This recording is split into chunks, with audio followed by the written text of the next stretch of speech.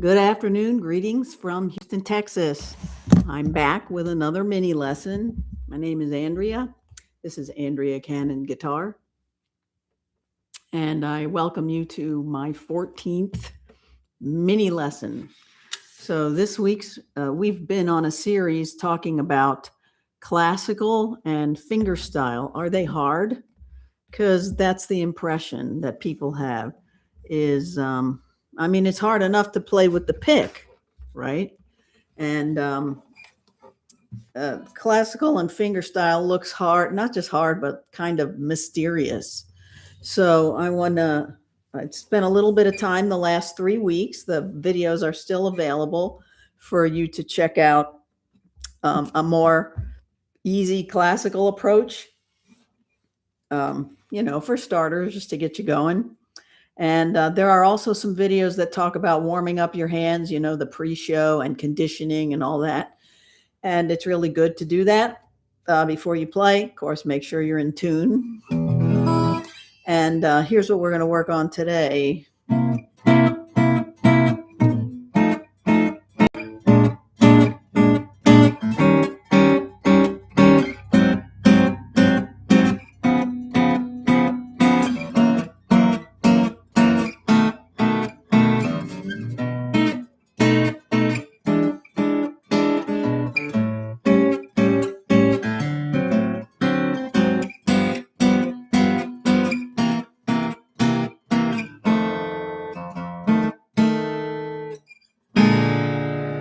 To.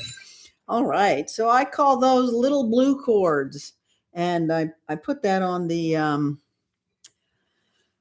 screen, but I'm not sure my graphic is proportioned correctly. So I probably need to get some lessons in that. Anyway, so this the emphasis on this lesson is little blue chords. So first of all, let's talk about what you're doing with your right hand, because when people say that classical and fingerstyle guitar look hard, like maybe you've tried it a little and it seems hard, it's just that it's different. It's just something different. Once you get used to it, I started out with a pick.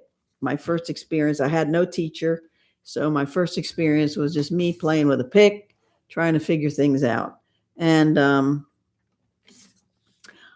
years later, I went to Berklee College of Music. I shared that before.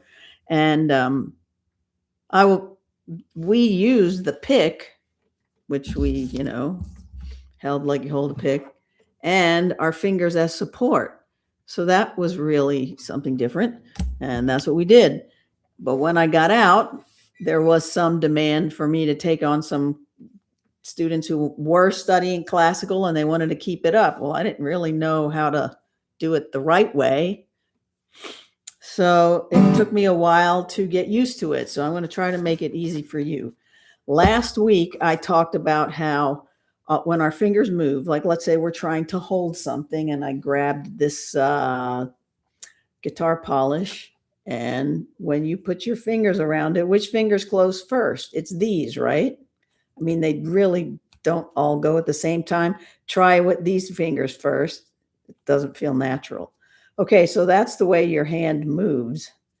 So in order to keep it moving as efficiently as possible, we're going to go with what works. So just open and close your fingers like you would here. Now, you don't have to make any effort to close these first. Just close it naturally. Let it be natural.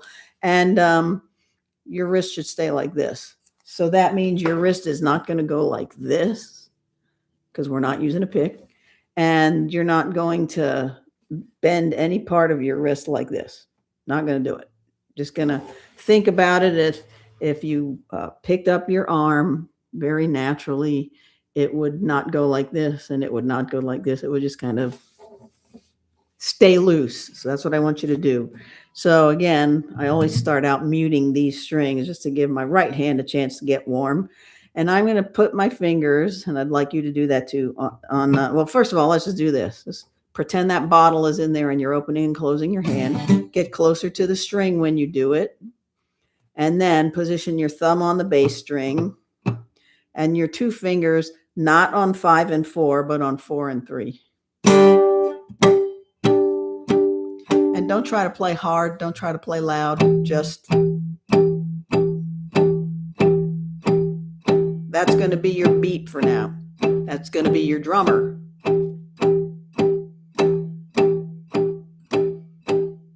Okay, now I'm going to tell you what to do with your left hand.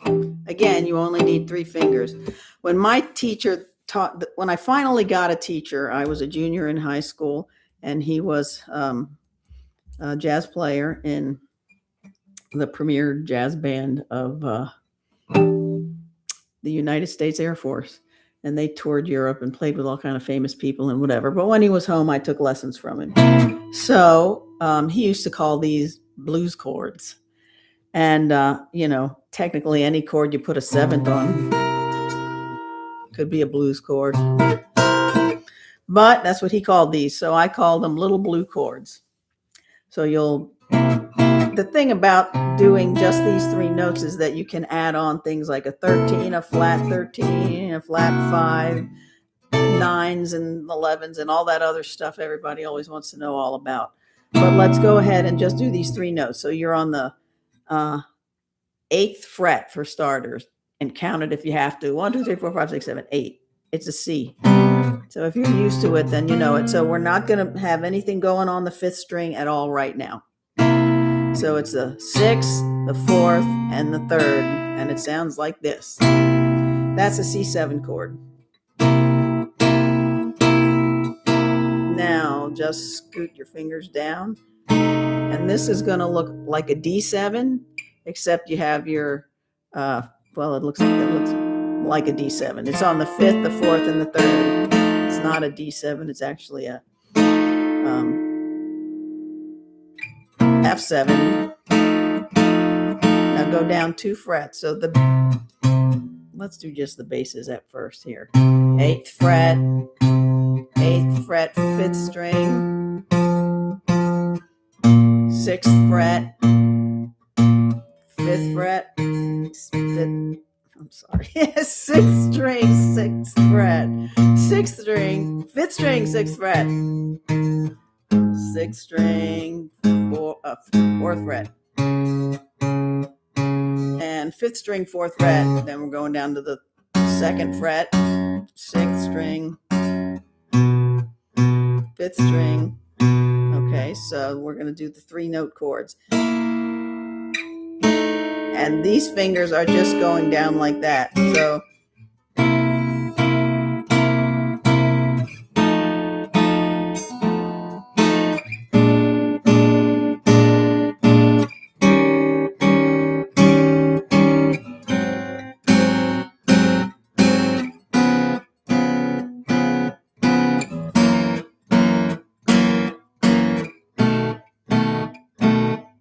okay, so where did we start? We started on the 8th fret.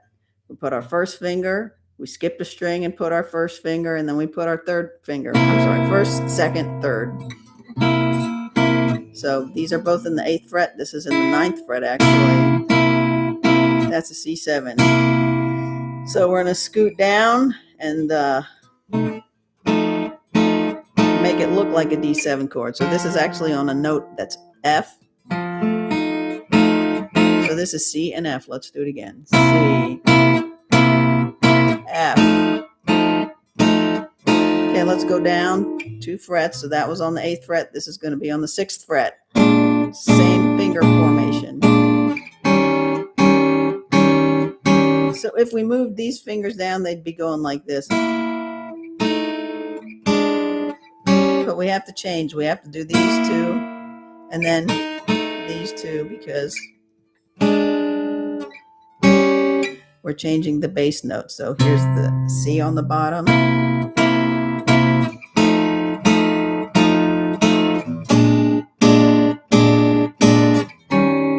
Now we're going to go to the 4th fret and do the same thing.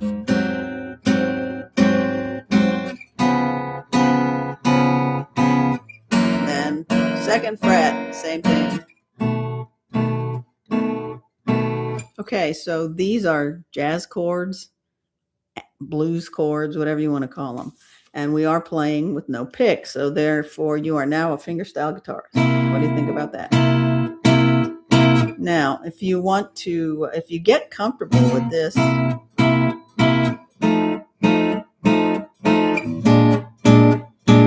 let me teach you the other half of it. Then I'll tell you cool stuff you can do if you're getting really comfortable with it. Okay. So we're going to go all the way down to the 2nd fret like we just did. So start at the 8th, 6th string bass, 5th string bass, 6th fret, 6th string bass, 6th fret, 6th string, 6th string, 5th string. This is at the 4th fret. This is at the 2nd fret, 6th string, 5th string. Okay, now we're gonna. So if you want to know, this is a B chord. It's a B7. That's probably the thing you see in all your chord diagrams, which is great, but we're just going to focus on these 3 strings right now. So this is a B. Now we're going to go up to, listen to this. It's another inversion of that B7 chord. We're at the 7th fret, so let's do the B. 1, 2, 3, 4, E7. A7, D7, G7,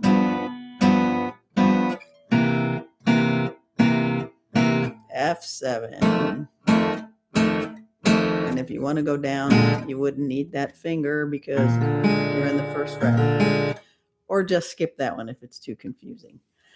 So there you have it. What you're doing if you do this is you're playing the circle of fifths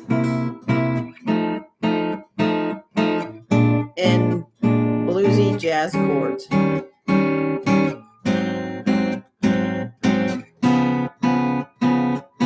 Now we're going to go back up to the 7th fret.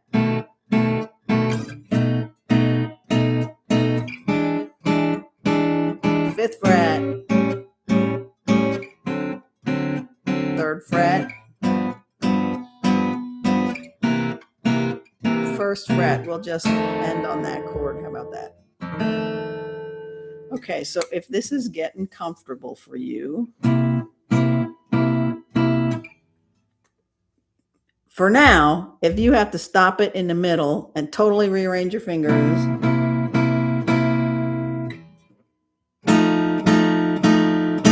hopefully this hand is getting used to just closing on the strings. You know, I always say if you have nails, then try to get the string under your finger. If you don't have nails, pretend you do, because that'll get your finger on the right spot.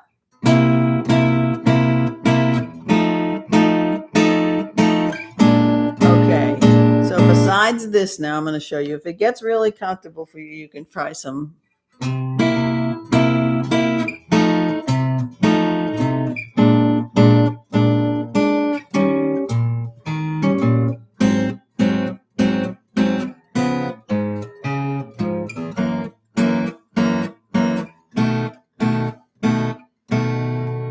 Now, we will work on this again next week, and we will try connecting the basses, and maybe we'll add some of them.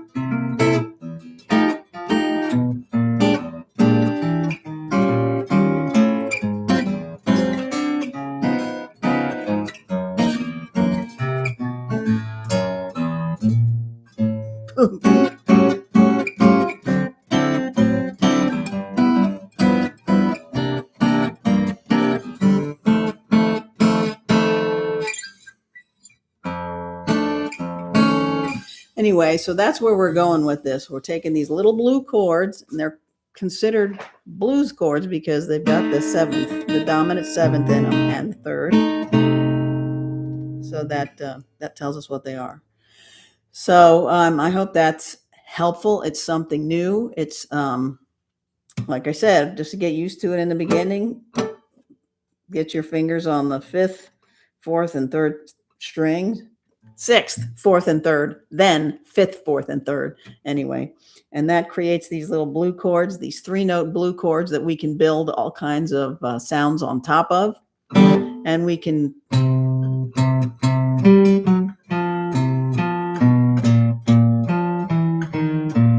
put bass lines on the bottom.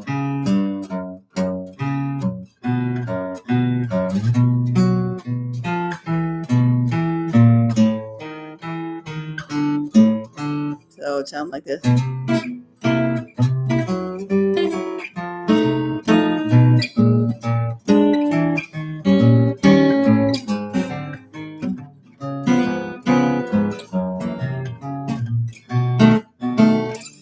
Anyway, so there you go.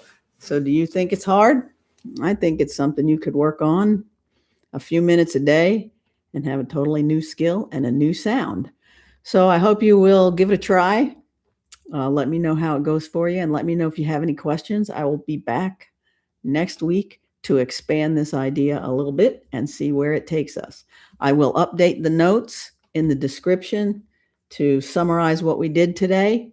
And if there's anything that I have to recommend at any point, I will. And I'll also put it in the description. And if you have any questions at all, you can ask while we're on the live stream, or you can put the questions on the videos, because I get notifications and I can answer you. All right, and I will. Okay, thanks for hanging out with me today. I'm going to end the live stream, and I will be back next week. Bye.